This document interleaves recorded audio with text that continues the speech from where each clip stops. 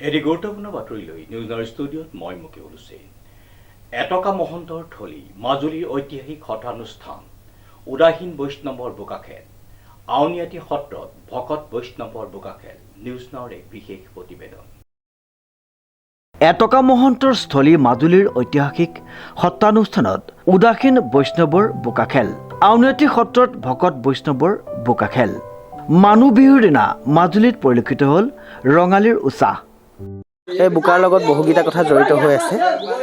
প্ৰধানকৈ আমি যদি চাওঁ তেতিয়াহ'লে আউনীআটী সত্ৰত বহুতো ভক্তৰ সমাগম ঘটে, গতিকে ভক্তৰ পদধূলিত ঈশ্বৰ থাকিব পাৰে। গতিকে সেই ধাৰণাত এক নম্বৰতে আমি ভাবিব পাৰোঁ যে সেই ঈশ্বৰৰ পদধূলাকে আমি শিৰত গ্ৰহণ কৰিছোঁ বা গোটেই সৰ্বশৰীৰত লৈছোঁ। আৰু দুই নম্বৰ কথাটো হ'ব পাৰে সৰ্বভাৰতীয় যিখিনি আমি মুনি দেখিবলৈ পাওঁ, তেওঁলোকে বাবাজী দেখিবলৈ পাওঁ, তেওঁলোকেও সমস্ত শৰীৰতে এই মৃত্তিকা লেপন কৰে। গতিকে সেইটো এটা এক সংস্কৃতিলৈ ৰূপান্তৰিত হৈছে।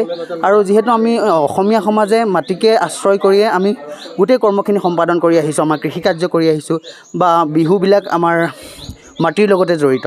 গতিকে এই মাটিক যদি আমি বহাগৰ প্ৰথম দিনটোতেই সন্মান কৰিব পাৰোঁ তেতিয়াহ'লে আমাৰ সমস্ত গোটেই বছৰটোৱে আমাৰ ভালে কুশলে যাব পাৰে।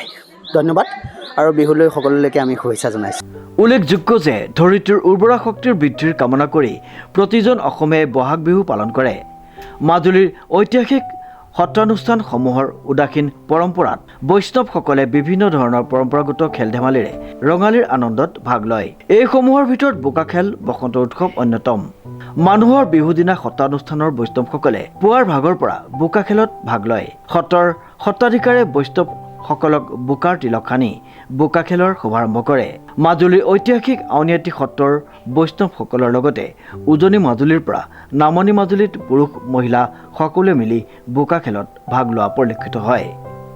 আমাৰ বহাগৰ প্ৰথম দিনটো সকলোৱে আমি বোকাখেল খেলোঁ আৰু এই খেল খেলা এটা আমাৰ পৰম্পৰা আৰু বিশ্বাস আছে। প্ৰকৃতিক আমাৰ মা বুলি গণ্য কৰা হয় আৰু বছৰৰ প্ৰথম দিনটো যদি আমি গাত বোকা লেপন কৰোঁ, আমাৰ বছৰটোৰ বাবে চৰ্মৰ যিবিলাক ৰোগ হয় সেই ৰোগবিলাকৰ পৰা পৰিত্ৰাণ পাওঁ বুলি আমাৰ এটা বিশ্বাস আছে। আৰু সেই বিশ্বাস অনুসৰি বছৰৰ প্ৰথম দিনটোত আমি বোকাখেল খেলোঁ আৰু এইটো আমাৰ পৰম্পৰা হিচাপে চলি আহিছে। হয়, সকলো বৈষ্ণৱে প্ৰথমে সত্ৰাধিকাৰ প্ৰভুৱে তিলক লৈ আৰম্ভ কৰি দিয়ে, শুভাৰম্ভ কৰে আৰু ইয়াৰ পাছতে সমূহ ভকত বৈষ্ণৱে ক্ৰমান্বয়ে মানে এঘৰ এঘৰকৈ গৈ আমি এইটো মানে আনন্দ ভাৱনেৰে সকলোকে বোকা লেপন কৰোঁ। ভূমিক শান্তি আৰু পবিত্ৰতাৰ প্ৰতীক বুলি গণ্য কৰি সত্ৰৰ প্ৰতিগৰাকী বৈষ্ণৱে ইজনে সিজনৰ গাত বোকা লেপন কৰি বোকাখেলত ভাগ লয়। লোকৰীতি আৰু পৰম্পৰাৰ মাজেৰে মাজুলীত উদযাপিত বোকাখেলে বসন্ত উৎসৱৰ এক বিশেষ মাত্ৰা বহন কৰি আহিছে। মানুহৰ বিহুৰ এই পবিত্ৰ দিনটোত ভূমিক গাত লেপন কৰিলে সকলো ধৰণৰ চৰ্মৰোগ বছৰটোৰ বাবে আঁতৰি যায় বুলি লোকবিশ্বাস। ধেমালি কৰি সময়ৰ বাবে নৈ বিলত গা ধুই মাজুলীবাসীয়ে আধ্যাত্মিকতাৰে সৰ্বমংগলৰ কামনা কৰে।